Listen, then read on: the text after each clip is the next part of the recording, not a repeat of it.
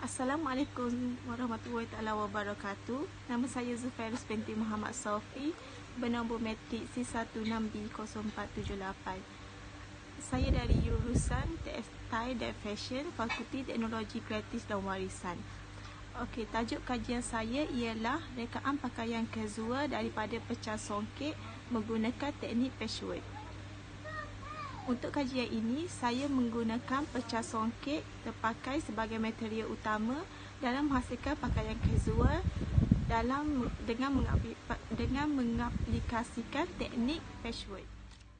Latar belakang masalah, menurut Dwina Ashinita 2010, perkembangan patchwork tidak hanya menghasilkan selimut, bermacam-macam produk dibuat daripada sisa kain dijadikan untuk dihasilkan seperti hiasan dinding, lukisan dan lain-lainnya.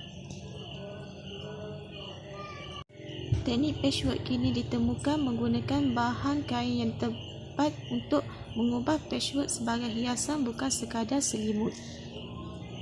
Menurut Daud Yusof 2013, pelupusan dan pembakaran terbuka terhadap sisa-sisa pecah kain yang diamalkan oleh kebanyakan industri tekstil menyumbang kepada pembaziran dan pencemaran alam sekitar. Permasalahan kajian yang pertama ialah pembuangan sisa kain potongan songket dibuang begitu sahaja daripada Reno 2019. Kedua ialah penggunaan teknik patchwork lebih digunakan untuk membuat selimut. Ketiga, gaya pakaian casual lebih diminati kerana mudah dipakai, tetapi kurangnya penggunaan fabrik tempatan seperti tenun dan batik, dinyatakan oleh Nozalina 2017. Persoalan kajian yang pertama ialah apakah cara mengatasi pembuangan sisa songket terbuang?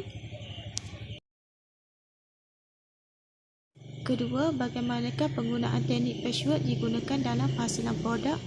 Ketiga, bagaimanakah rekaan pakaian casual menggunakan teknik patchwork daripada pecah songket dihasilkan?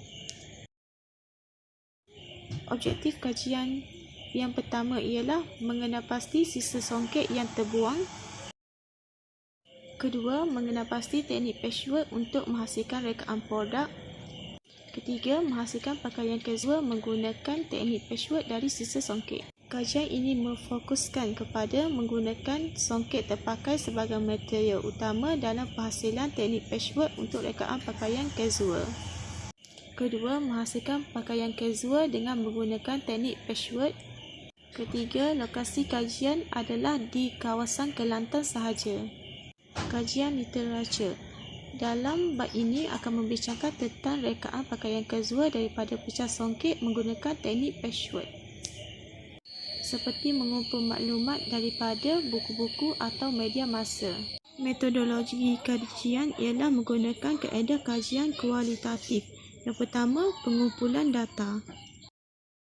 Pengumpulan data dilakukan melalui rujukan yang dilakukan di perpustakaan untuk mendapat bahan dan idea. Dalam proses penyelidikan ini, kajian lapangan turut dilakukan untuk mendapatkan gambaran yang lebih baik mengenai perkara yang dikaji. Seterusnya, kaedah pemerhatian merupakan langkah utama dalam penyelidikan kualitatif. Ini adalah contoh pakaian casual. Ini merupakan contoh produk yang diperbuat daripada teknik patchwork. Kesimpulannya ialah industri fashion kian berkembang pesat di seluruh negara. Pelbagai jenis rekaan yang telah dicipta dan menjadi trend pada masa kini. Oleh hal yang demikian, terdapat banyak sisa kain yang tidak digunakan dan dibuang setelah tidak digunakan dan tiada manfaatnya. Hal ini telah menyebabkan lambakan sisa kain di tempat pembuangan sampah. Dengan ini, diharap kajian ini dapat membuka mata masyarakat untuk menghasilkan produk daripada sisa kain daripada ianya dibuang begitu saja. Sekian, terima kasih.